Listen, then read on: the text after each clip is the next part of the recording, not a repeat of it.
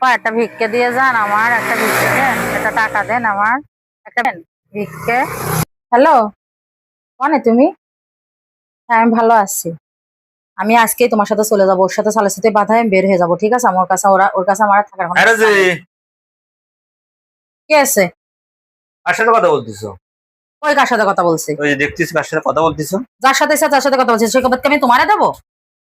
সময়ের জন্য আমার কথা পিছনে শোনো, তুই লাগবি না, ঠিক আছে? আর তোর কোনো যোগ্যতা নেই আমার মতো মেয়ের সাথে সংসার করার। আমি যেরকম তোমার ভালোবাসি এরকম তোমার কেউ জীবনে কোনো কেউ আরে ধুর, ভালোবাসবে না। তোর ফ্রি এই কেউ তোর ভালোবাসবে না ভালোবাসাতে এরকম। আমি কি করবো রে? তুই আমার তুমি পিছে দিতে আজকে পারিস? চলে যাবা, তোর তাহলে ভালোবাসার এই ইচ্ছা নেই, কষ্ট বুঝেছিস? এই কষ্ট প্রতিদান তোমার দেয়াই লাগবে। কি করবি তুই আমার? দেয়াই লাগবে এই কষ্ট প্রতিদান। দেখ আমি তুমি যাও না। আরে বলেছি স্যার, আমি তোর সাথে থাকবো না রে ভাই।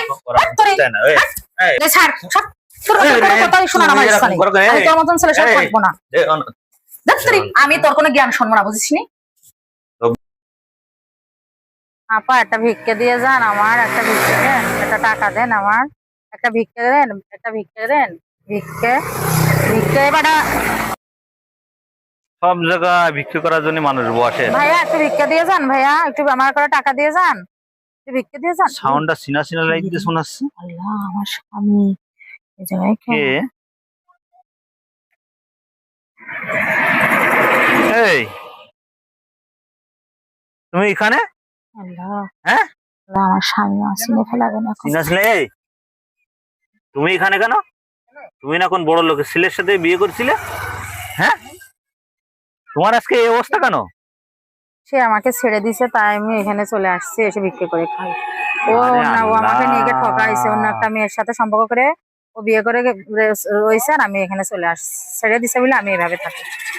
তোমার এই অবস্থা। চলে যাচ্ছে দাও দাও দাও, তোমার বাসায় যাচ্ছে না। কেন? তোমার এত কষ্ট আমার আর দেখতে পারতেছি না, তুমি আমার বাসায় চলো। না থাক, তোমার আমার আমি বাসায়, অনেক অপমান করেছি, আমার বাসায় চলো। অনেক ই করেছি। আমার আমার ভাগ্য যেটা ছিল সেটাই হয়ে গেছে, কারণ আমার অনেক অহংকার ছিল। তার জন্য আজকে আল্লাহ আমার এই পথ বেছে দিছে, ঠিক আছে? তাই আমি আমার পাপের শাস্তি নিজেই করতে চাই। চলো তুমি আমার বাসায় চলো, তোমার আর কোনো কষ্ট হবে না। চলো আমার বাসায় চলো। দেখছেন, আর একমাত্র স্বামী ছাড়া মেয়েদেরকে আপন হয় না, ঠিক আছে? তাই যার সাথে সম্পর্ক করবেন, সম্পর্ক করার আগে একবার থেকে 5বার ভাববেন, নাহলে কিন্তু আমার মতন অবস্থা হবে আপনাদেরও। এটা ভালো লাগলে কমেন্ট করে জানাবেন, ঠিক আছে? লাইক শেয়ার ফলো করে পাশে থাকবেন।